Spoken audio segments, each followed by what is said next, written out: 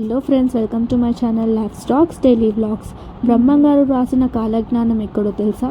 రవ్వలకొండలో ఉన్న ఒక గుహలో దిగి బ్రహ్మంగారు కాలజ్ఞానం రాశారనమాట. సో ఇక్కడ మనకి 14 క్షేత్రాలకి స్వరంగ మార్గాలు అనేటివి ఉన్నాయన్నమాట. సో ఈ స్వరంగ మార్గాలు ఏంటంటే శ్రీశైలం, యాగంటి, అలాగే మహానంది అనే పుణ్యక్షేత్రాలు ఎన్నో మనకి స్వరంగ మార్గాలు ఉన్నాయి. అవి ఇప్పుడైతే క్లోజ్ అయ్యాయి కూడా. అలాగే బ్రహ్మంగారు కాలజ్ఞానం రాస్తూ ఉండగా అచ్చమాంబ వచ్చి చూసిన ప్రదేశం అండి. సో ఈ ప్రదేశం నుంచే అచ్చమాంబ బ్రహ్మంగారిని చూస్తూ ఉన్నారు.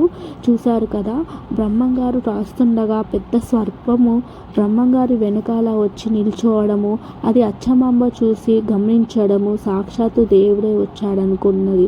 అలాగే చూశారు కదా, ఈ కోనేరు ఎక్కడి నుంచి వస్తుందో తెలీదు. వాటర్ అయితే చాలా తీయగా ఉంటాయి. And thank you friends.